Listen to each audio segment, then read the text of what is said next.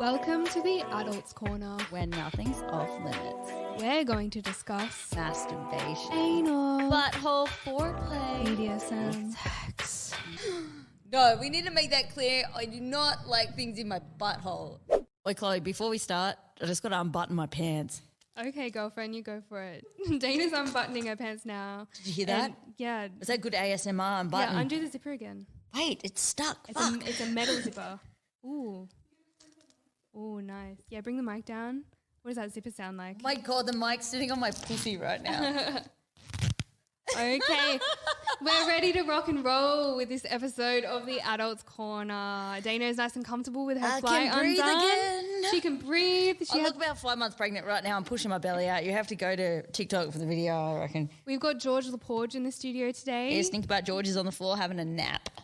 Beautiful He's so boy. beautiful. He's so cute. We're going to talk about consent today, so we're going to have to put a little trigger warning in for the content we're going to speak about because we will be touching on some sexual abuse later. Yeah, some personal experiences. And we went live on TikTok. But like for our first live, we weren't doing anything but like talking, and we answered a lot of dating and relationship questions. Yeah, it was good. I really enjoyed it. Let's do that more often. Can't believe people actually come to us for that advice.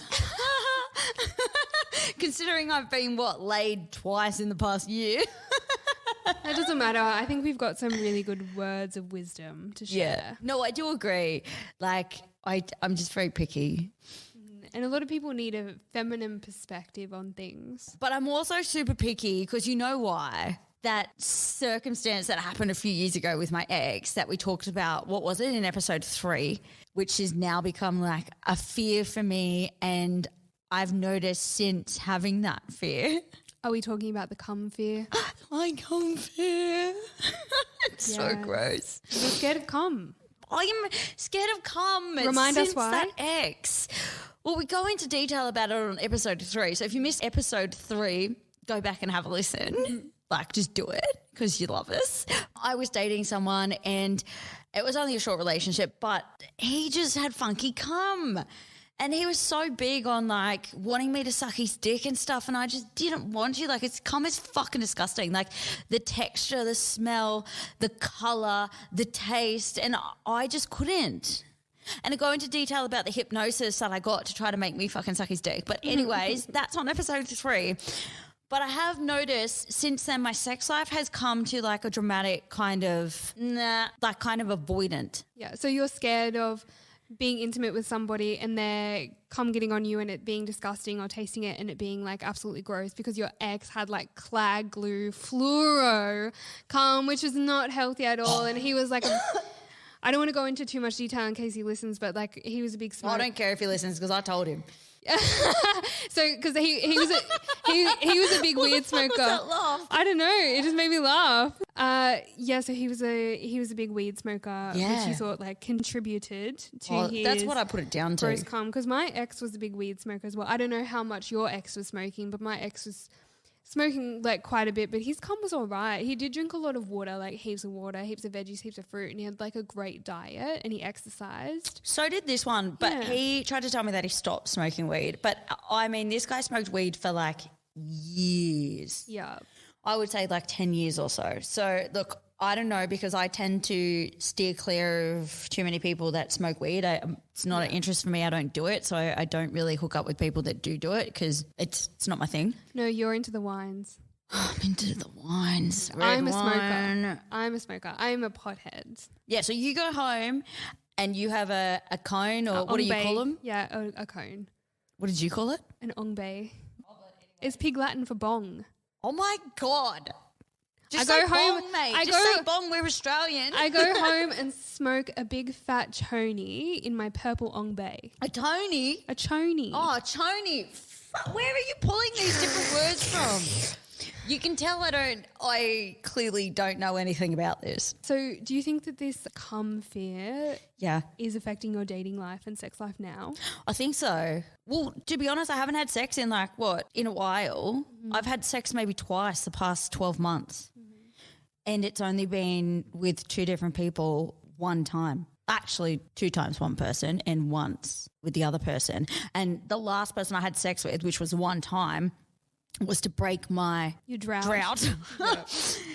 And it wasn't even that good. And then I regretted it. And I was like, fuck, I should have stayed in the drought. Wasn't even a happy ending, mate. Like it was, but it wasn't. You should have used Barry instead. Fucking love Barry. Barry's so great. But anyways, we'll talk about Barry on another episode. Barry's a whole story on his own. So cum tasting and me not liking it. I need you to help me. Okay, I can help you. Yeah. What can you do for me? I have... Doctor, what can you do today to fix me? Mistress, fix my comfy, please. Fix it. So I know... I need to get laid. I know a little NLP technique called like to dislike, and it only takes 5 minutes. And typically people use this special technique with food. So if they're eating a food that they really, really enjoy but know that it's bad for them, they can swap it for something that they find really gross. So let's be honest, eating dick is like eating food. Chloe's face just said, well, you can like, do it. No, she's like, was kind the first of, thing it is, that popped in like teeth? No, you don't use it. You don't chew. Kind of. Look, well, cock is man meat. Oh, yeah, some nice man salami. I love a thick sausage. Yeah, so do I. A bratwurst. Man salami. Oh, as long as it's not pepperoni style. Yeah, we don't like a spicy cock or a cheesy cock. God no, or a mint cock. Ooh, no, not a mint cock. No.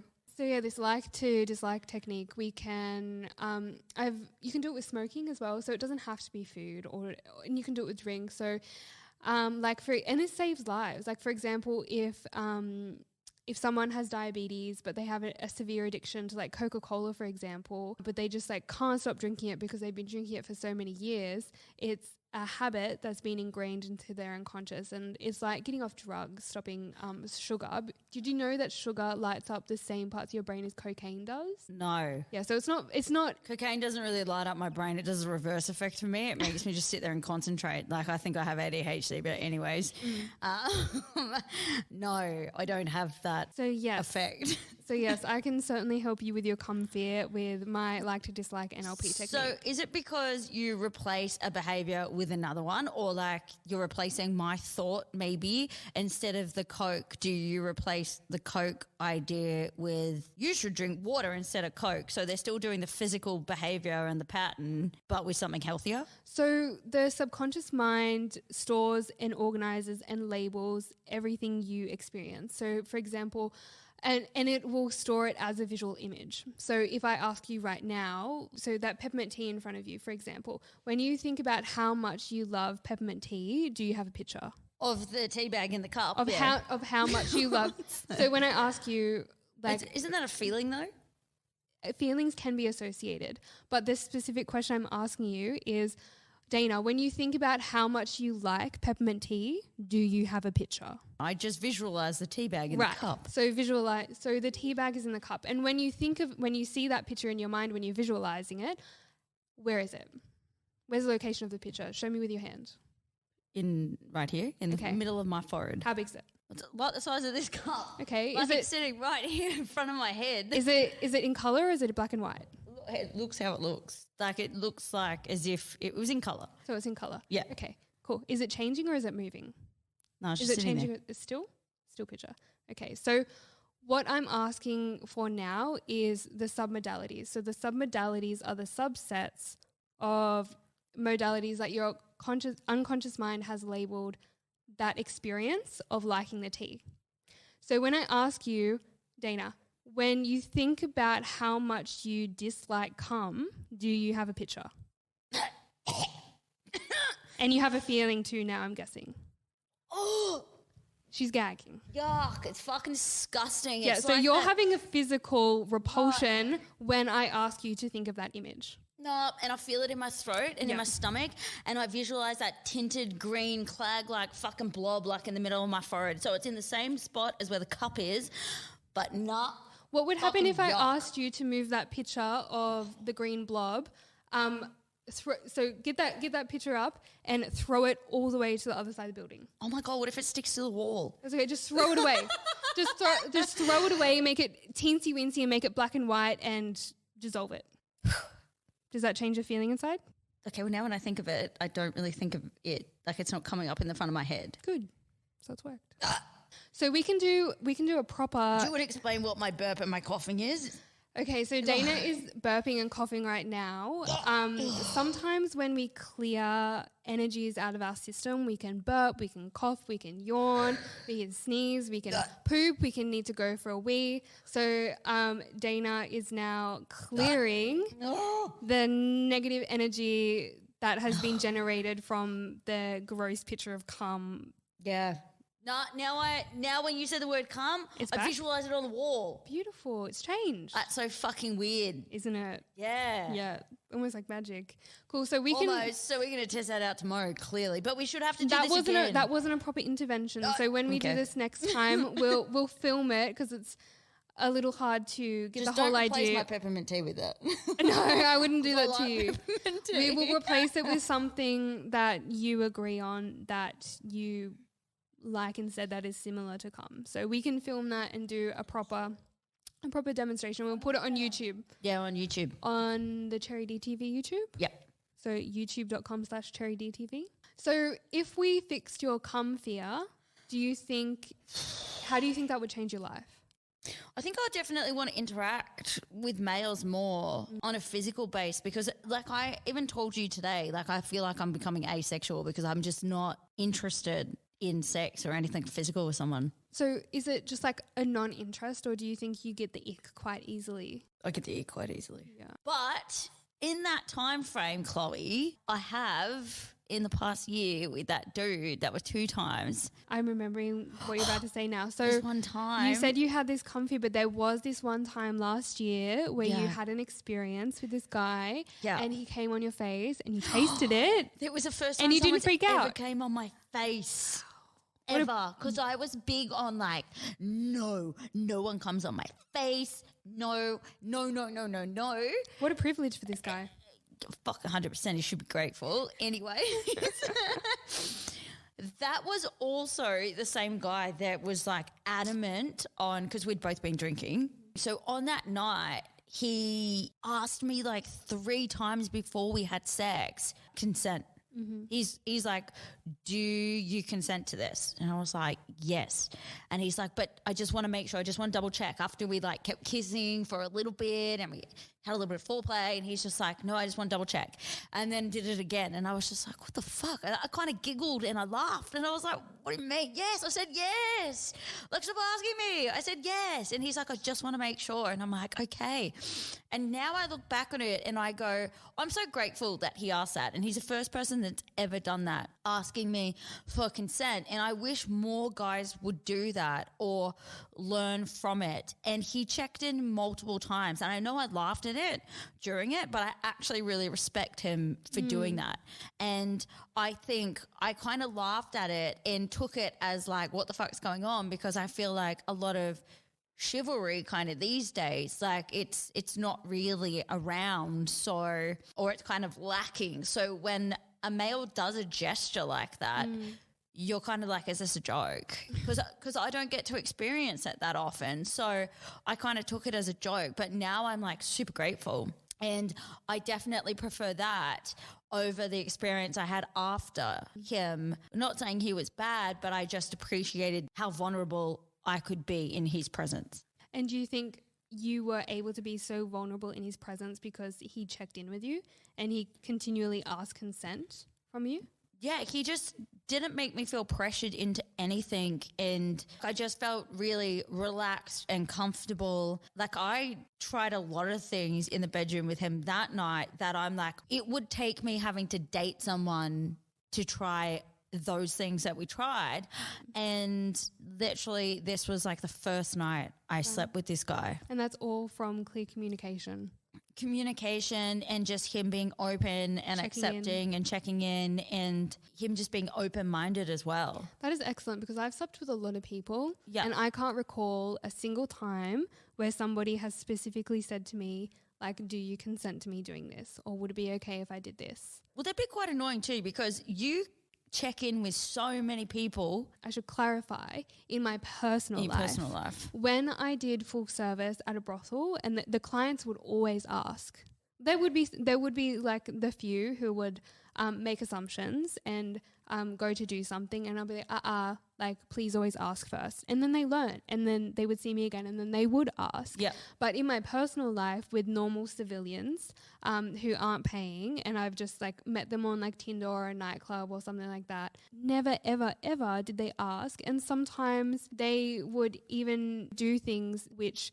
in my opinion, should necessitate consent, like face slapping or choking or even spanking, for example. So many guys do the whole spanking thing, and I think that like porn has really started, or people, males, because I'm not sleeping with females, so I'm not too sure what females are doing. You might have more knowledge on that. Like, I wish. You've had some female experiences. I have, but unfortunately I've either paid for them or it's been in a work situation, so it's not like a real personal, intimate encounter.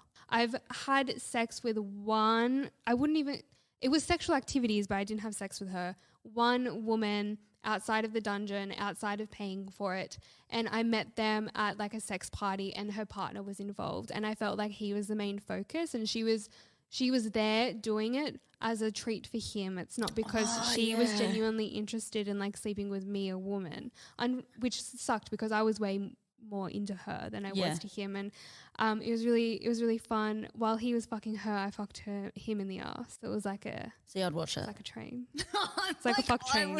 I would watch that. Nikki's like, I'd watch that too.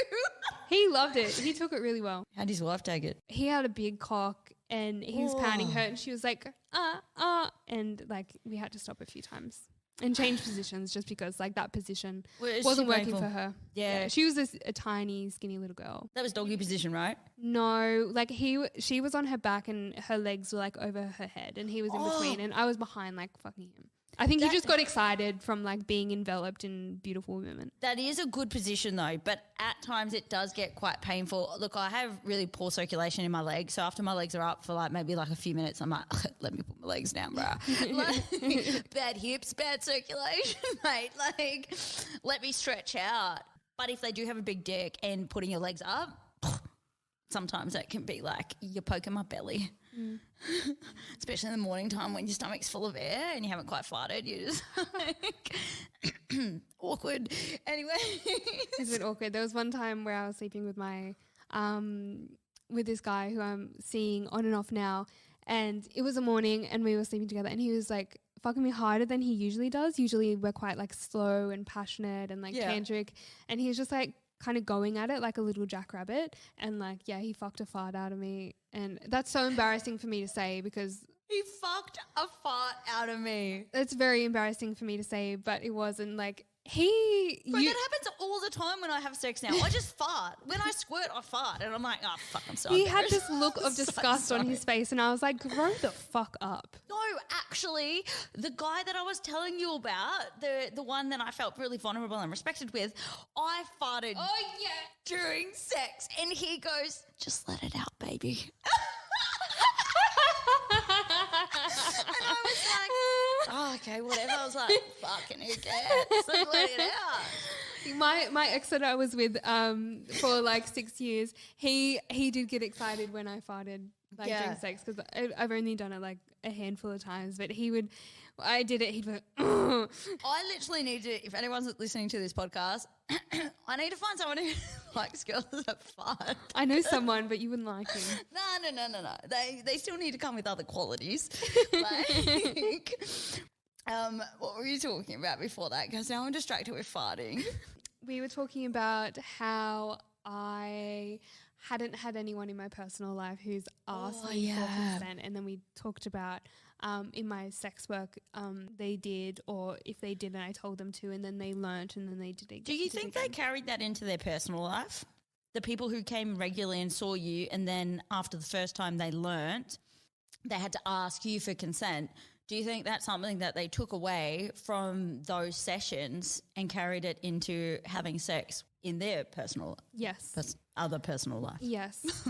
Yes, and this is another reason why sex work is so important, because sex workers are not just lying on their backs getting fucked all day. They also do a lot of sexual education and education about how to communicate boundaries, limits, and clean yourself? yes, in the bedroom, and just like how to be open and honest with a partner about the things that we want to do. Yeah. So 100%. Communicate what you want, what your needs are. Yeah. I think sometimes it's easier to communicate that though to a stranger 100%. and someone who's open. I think the mentality comes though from the person who is asking for a service. They feel that it's more open for them to talk about it with someone who they already know is going to be open to doing it rather than their partner. And I would have a lot of clients who would come to me and ask like if they were weird, especially if they were asking for anal play or foot worship or things like that. They would ask me, mistress, like, do you think I'm weird? And a part of me thought that like they wanted me to say that they were weird, but I would say like, no, in fact, like most of my clients come in and are requesting these specific things. So there's no reason why you should feel weird about the things that you like in the bedroom. Why do you think it is that they would think it's weird? Because like licking feet, for example, can be seen as something like degrading. Well, actually true. I've never licked anyone's feet and no one's asked to lick my feet. Actually, only at work, at jobs, like waitressing jobs and stuff over the years. People have asked to lick my feet. None in my personal life. Nikki loves feet though, so she might ask us at the end of this. She's licking her lips right now. I have done foot worship in personal settings to guys who, because when I have sex with a guy, it's because I really like them. It's because Feet and all. It's because I really like them and I have sex with them as if like they're a god, for example. Like I envision in my head like, wow, they are this like beautiful, powerful deity and I want to worship them and I want to give them. That's not putting them on a pedestal though, right? No, because I expect to be treated the same. Oh, yes. I'm not thinking of myself that I'm less than. Yep. I am approaching them as a deity myself, like a gorgeous goddess woman about to have a beautiful sexual experience with a god. So when I'm with them, I want to worship their whole body. And I want to get them really excited. So I will like kiss their entire body. Like I'll go down to their feet. I'll give them a kiss. Like I'll lick their soles. I have experienced like a lot of guys don't like to be touched there.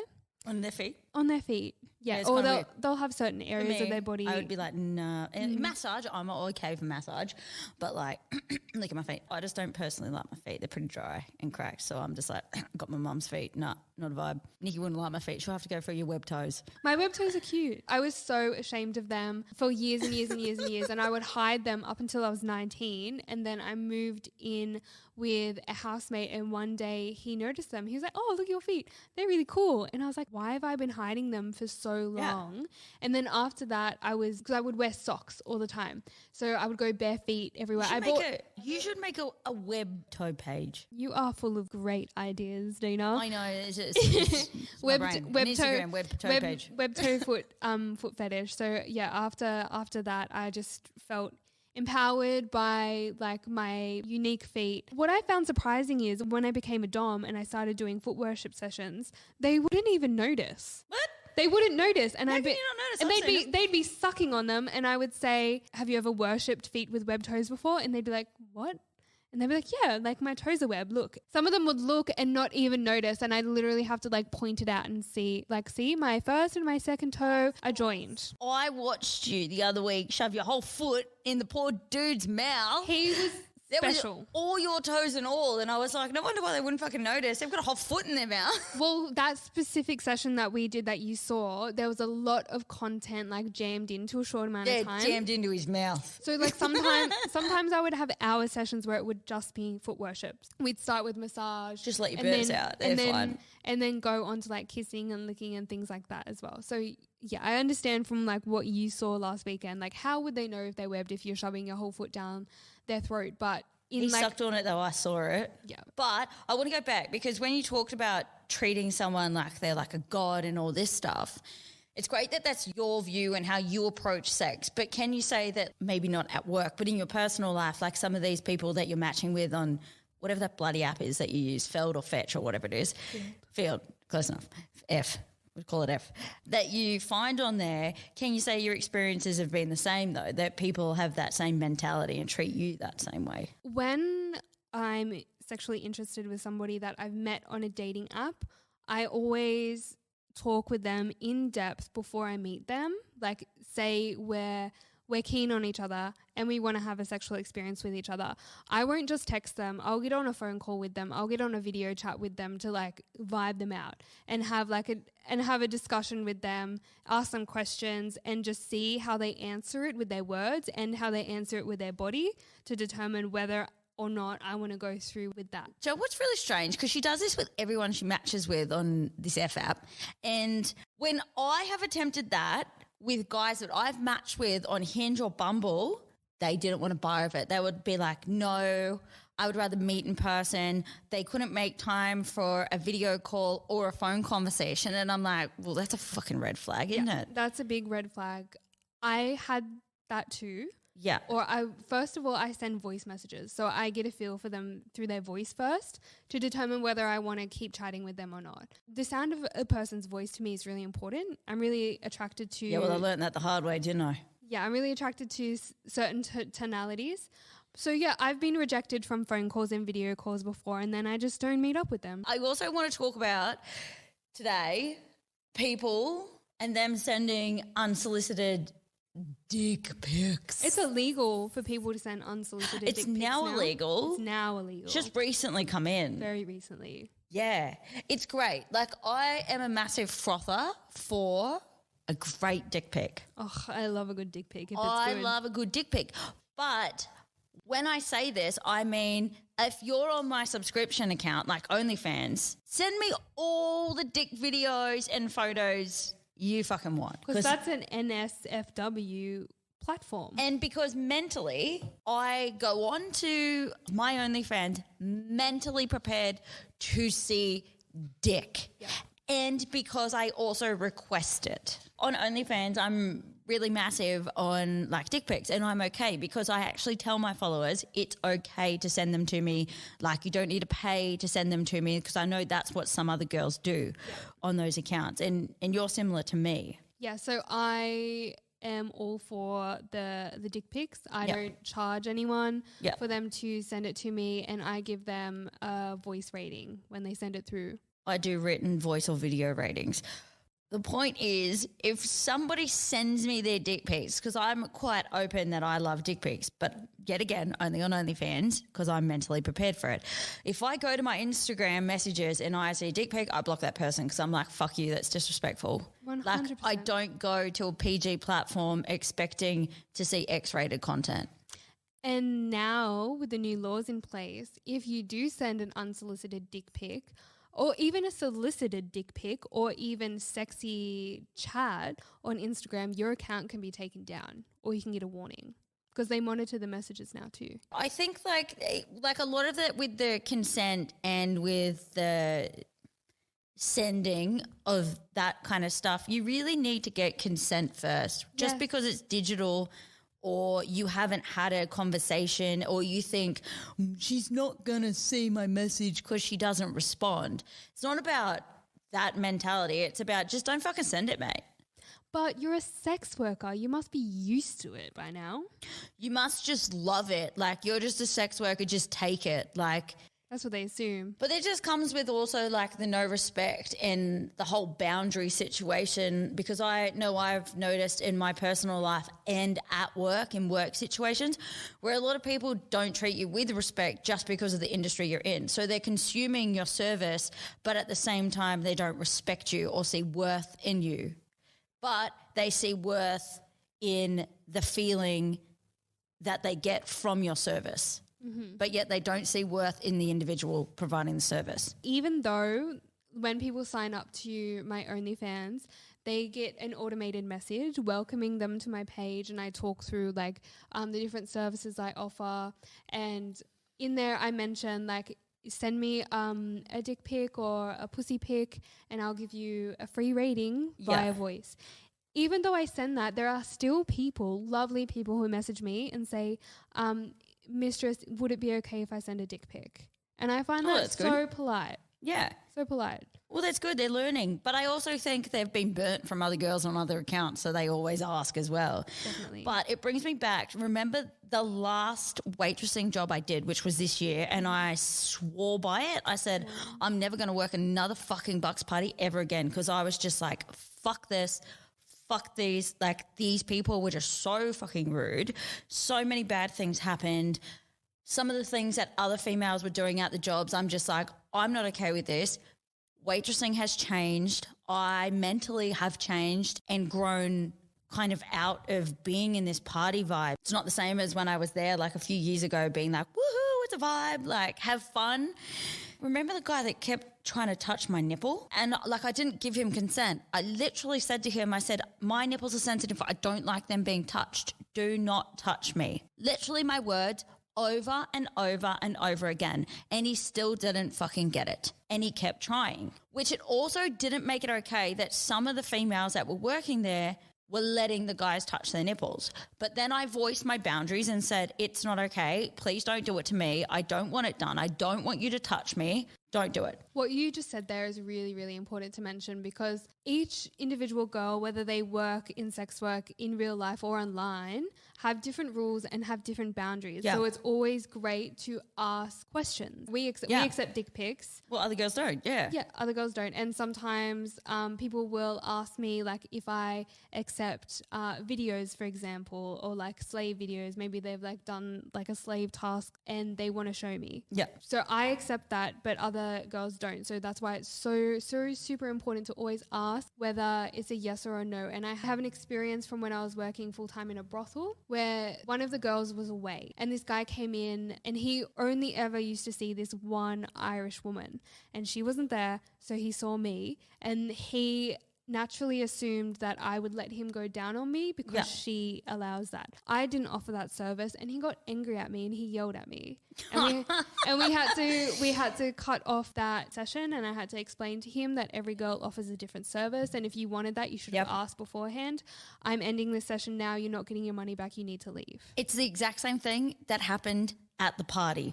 After I said no, and to make it clear, I said, because I noticed he was wearing a wedding ring, and I said to him, I said, how would your wife feel if she knew you kept trying to grab my nipples?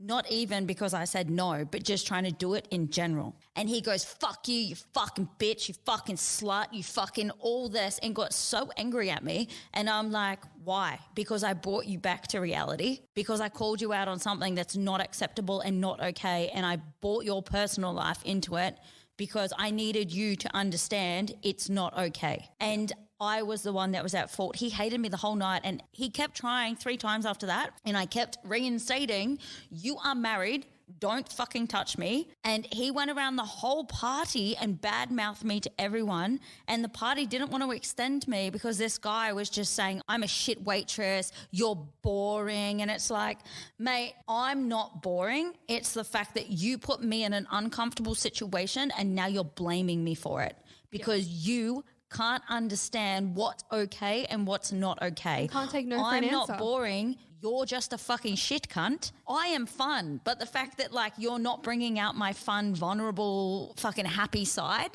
doesn't make me boring. It just makes me not feel safe around you. And I have to step up into like an ego masculine protective barrier because you're not understanding that you're making me feel unsafe. Yeah, it sounds like you had to go into your stress response, which is you've mentioned to me before is fight.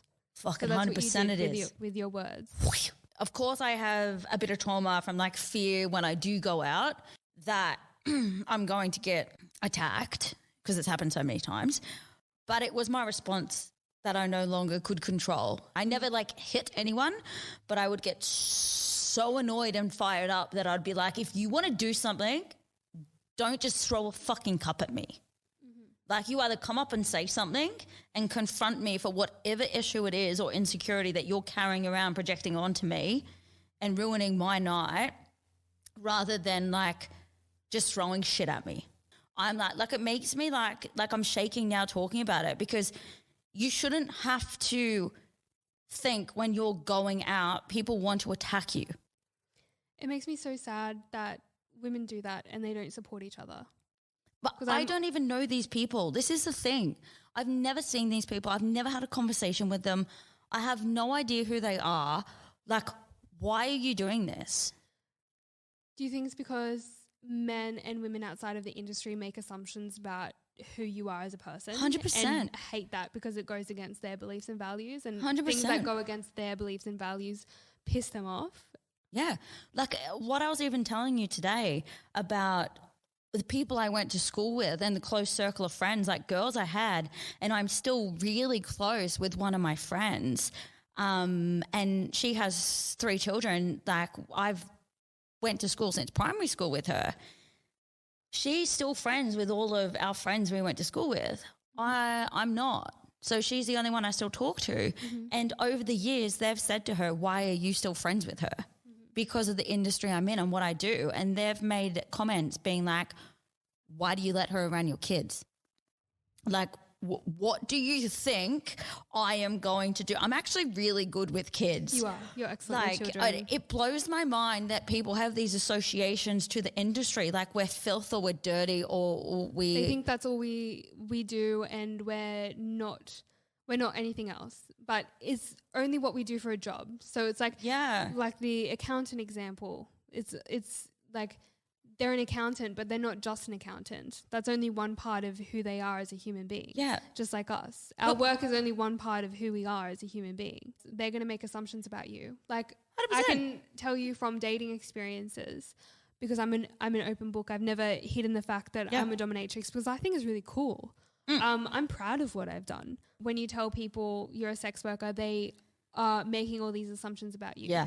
And because I'm so open about it online, and I show them like pictures and imagery of me like as a mistress, they make assumptions without asking that you're into all different kinds of things in the bedroom. Like you like to be hit, that I like to be choked, that I like to like have rough sex, which is so far from the truth. It's not funny. So I had a date once with this guy who found me on FetLife and then found me on Instagram, and he was gorgeous. I was like, no fucking way, this cunt. Oh my God, daddy. He was daddy. I called him daddy, and I didn't call him daddy to his face because I didn't want to give him that much of an ego boost. No, wait, we called him daddy in private. And this guy has fucking mummy issues though. Big mummy issues. He's a fucking good-looking daddy issues. Pussy. He was like an Armenian prince. He was like tall, dark, handsome, like he's not my type, but yeah, yours. Gorgeous rig, massive cock. Not that matters to me. He had a good cock. He did have a good cock. No. Good cock doesn't matter to me at all. I just had a very vivid image of him wearing G-strings. Just flashed into my head, and I lost my train of thought for a second. Because I was like thinking of the photo, and I was like, he was wearing G-strings. The first photo I ever saw of him was him in panties, and I thought that was really cute because I like my cross dressers. I do like my guys who are into like being emasculated and like being feminine. I was kind of blown away with this guy. I kind of had like love hearts in my eyes, and I was like, whoa, like this guy's beautiful. He's so out of my league. So I let a lot of things slide that I typically wouldn't let slide in. Yeah, because he was so attractive, right? He was so attractive. He's not the usual type that you go for, though. No, I fuck ugly guys. I don't want to, that sounds really bad, but like I do. No, they're not ugly. They're not guys I go for. Effeminate guys. I like effeminate guys. You like the emo. I like the emo guys who like to like paint their nails. But the guy that you've been sleeping with for a year isn't emo. He's not emo. No. He's so normie. Yeah, he's norm. He's so normie. He's like the normiest person I've ever met. He went to normal. He got like high distinctions in school. He's a bit of a nerd. His sun sign is in Aries, and I always get along with Aries men. That's we're why. So great. We are so great, aren't we? So going back to the daddy story about how we met up, and I let a lot of things slide. So he made a lot of assumptions about me because of my media that I have up on my socials. So he thought like I was super kinky, like to be fucked hard, blah, blah, blah. And like during sex, he did a lot of things that I wasn't okay with. And I said no, and I said stop a few times, but he thought I was role playing. He thought that I was like putting on an act and genuinely enjoying what I was experiencing. And I tried to push him off a few times.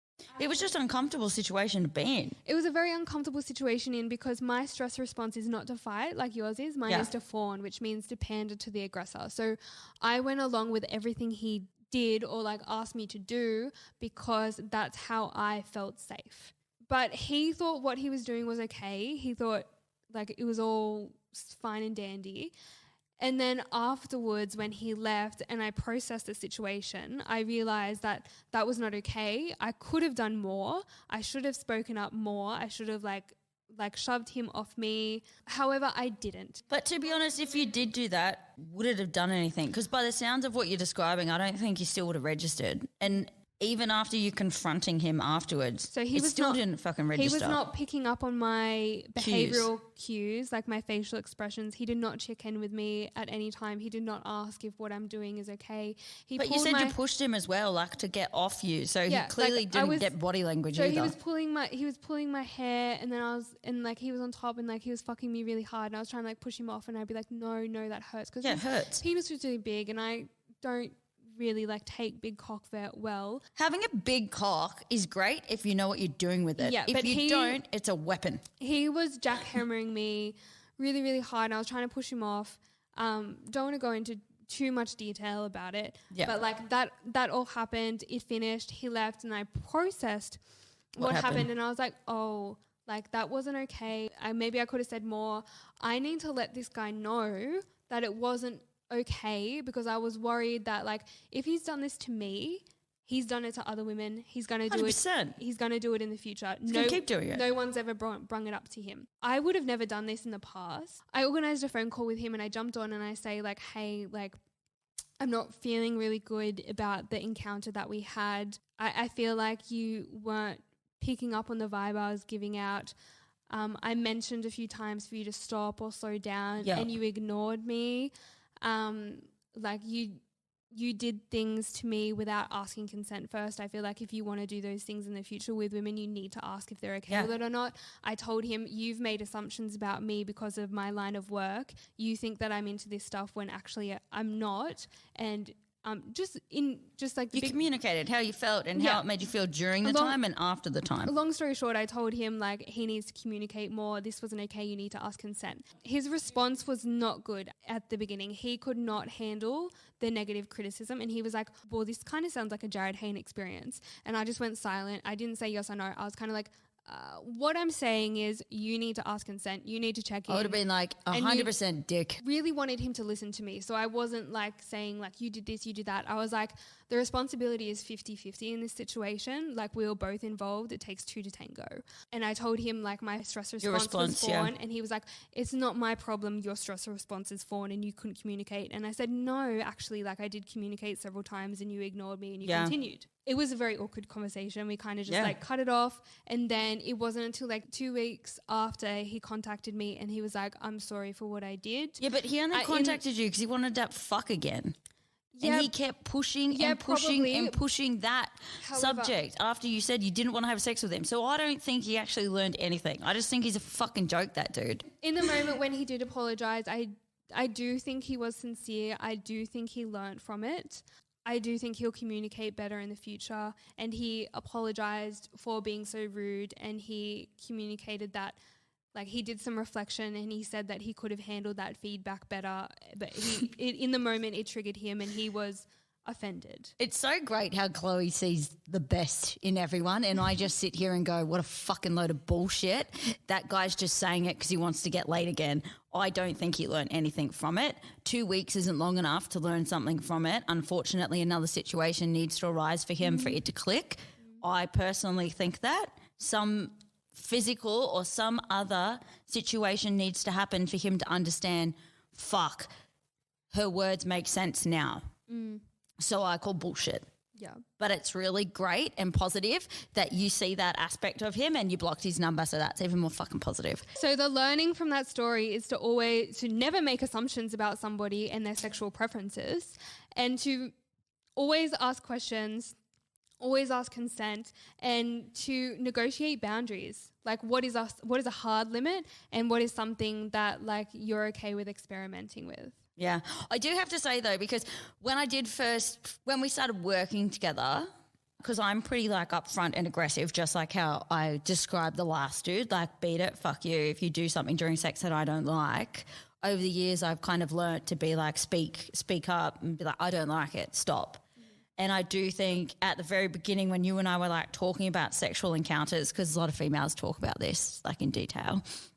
And I'd be like, oh, that's either not okay, or why didn't you say this or do that, like, which is probably wrong. Or I've shared experiences that I think it's also helped you grow more of a backbone too, with being like, oh, it's okay to like say no. I don't want to make any excuses. Yeah. But when we first met each other and we first started hanging out, it was very recently that I'd broken up with my ex and I was trying to fill an emotional void. So I was just getting with anyone that would feel like give me attention, because I didn't want to be lonely. I know, I called you out on that shit. Yeah, I wanted to feel wanted by anyone. So yeah, I did sleep with just a few people. It wasn't a lot of people. We need to make this clear. It wasn't a lot of people. Yeah. It was like, it was just the wrong people. It was about 3 people. That was it. Like, trust me. It was Daddy, X Factor guy, and that a guy I met at a kink party. X Factor, was that the good looking dude? The one that lost his virginity like really late. I forgot about him. So it was 4 people. 4 people. We lied. That was Disney Prince. Oh my God, Disney Prince. Yeah, that's right. X Factor guy. Oh my God. No, we don't like X Factor. No, he was the dude that I said, stay away from him. Bad energy. We're going to share that story though when we talk about porn, because we're going to delve into the topic of porn. He was a porn addict. He was a porn addict. Perfect. Great story. And also how porn is more like acting. It's not a reality. Mm-hmm. And talk about the experiences with porn, creating porn, and what it's actually like. And I wanted to add in that Podbean. If you're not subscribed to us on Podbean, because I know you can be subscribed to us on iHeartRadio, Amazon Music, and Spotify. That Podbean gives us the option to go live, and we can take on-air calls when we go live. So we can answer anyone's questions. Yes. You can give us some little confessions that we promise to keep a secret. Yeah. So follow us there, join us there for more exclusive conversations with us. Yeah, because you get alerts that we go live, and we'll also alert you on our social media. So check us out on Instagram at The Adults Corner. Look, all of our social handles are The Adults Corner. Yep. So make sure you check us out there. As for next week, we are touching base on porn. And how it isn't a reality. I love porn. But we're going to touch base in more detail on acting part of it, what it's really like to create porn. How it can affect your intimate relationships if you watch a lot of it. Yeah, I was just thinking back to the porn I watched, sorry. You lost me. See you next episode.